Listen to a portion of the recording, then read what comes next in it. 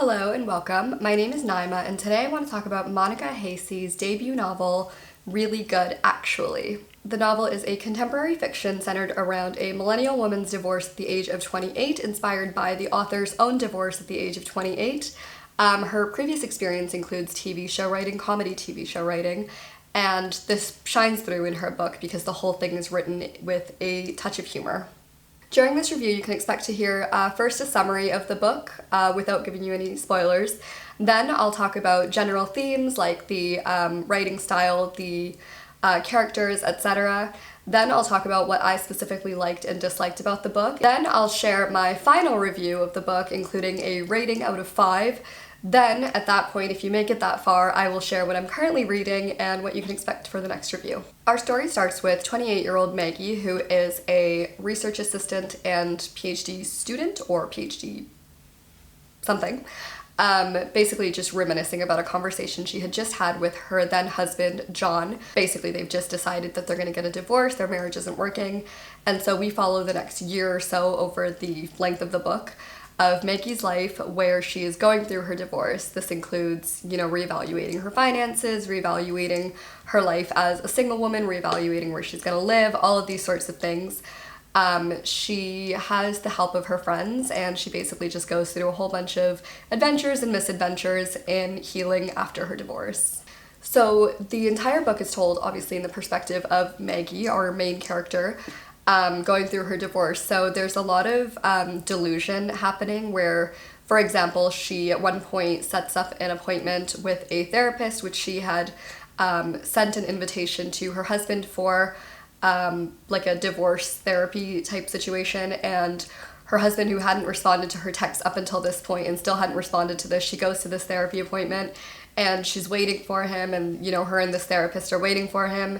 And then it comes out that obviously he hadn't actually accepted it, and she was like, well, no, but I sent it to him. And it's just her being, delusional. The therapist then ends up calling him and they have a really uncomfortable conversation about that.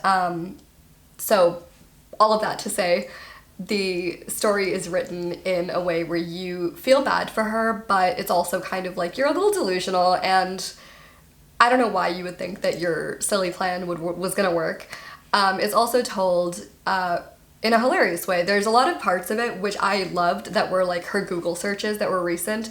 So it's very modern. It'll be like Google searches on this date, divorce lawyer fees, divorce lawyer Toronto, like things like that. Or it'll be, rate my professor, silly reviews, etc.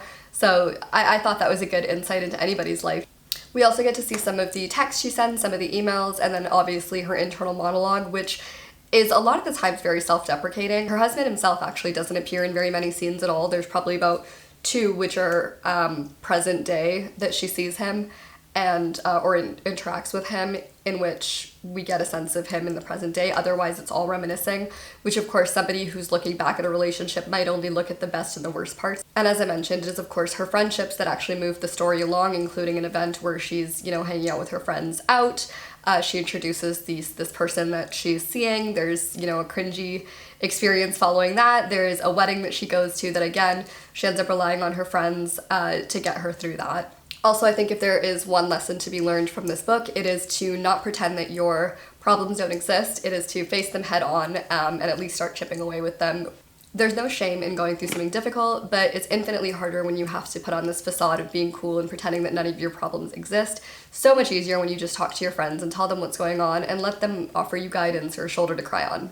While this book was of course a fiction, I would probably put it in the category of like Tina Fey's book or Mindy Kaling's Is Everyone Hanging Out Without Me. It's kind of the way that it's written. It's just all of this comedy little bits. So you could say that this book is about divorce, but I would argue that this book is actually more so about friendship, and that's the big theme of this, is that those are the people in your life that you have to actually put an effort into keeping in your life, and they're gonna pay off.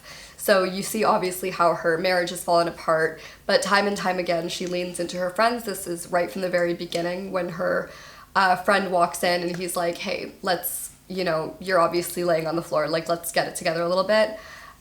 She obviously, like anybody else, doesn't want to rely on anybody, including of course her friends, but I think throughout the book she finds that she needs to, and it's the only way she's gonna recover and she does. If I was to run a book club about this book, I would probably ask a few questions, including what parts of it did you feel like could have been made into a movie or a sitcom? Given that the author was previously a screenwriter, I think this makes sense, and I think I could probably pick out a few parts. I'll, put some quotes up.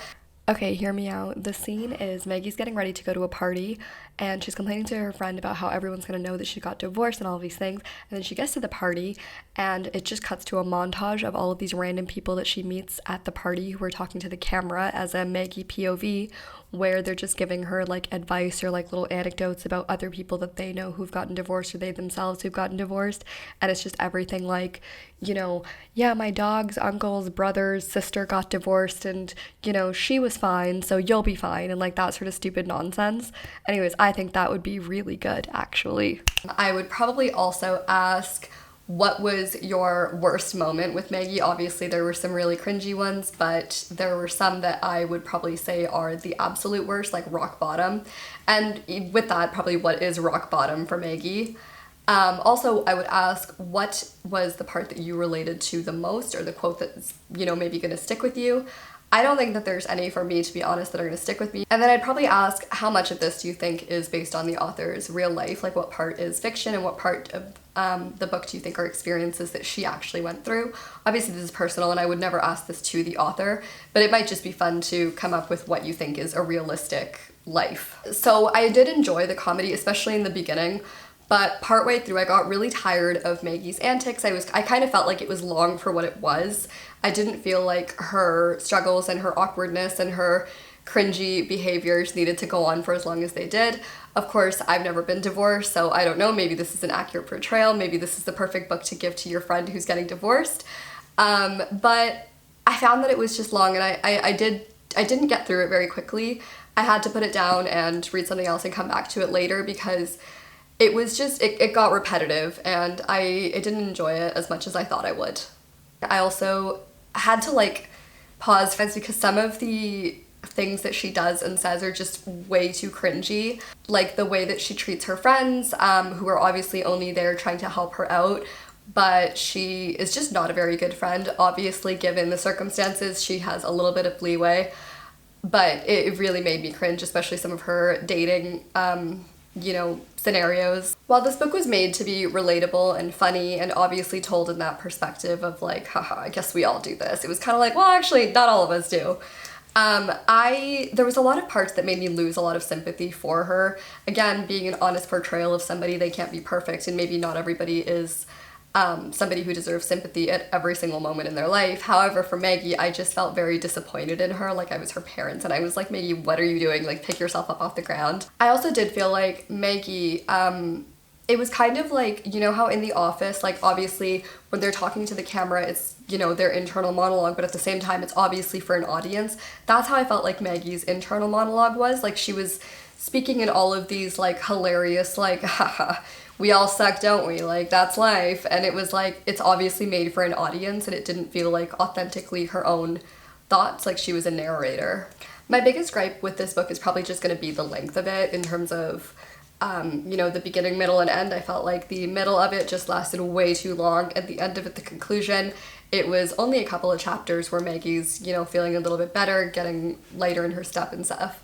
I just would have liked to see Maggie do a little better for herself a little bit sooner, and that doesn't necessarily even mean to extend the end part. To me, it would have been just shortening the middle part. I didn't love it. I probably wouldn't read it again. I'd only recommend it to somebody who was in the middle of getting a divorce, or a friend who I think might need a laugh while they're going through like a breakup or something like that.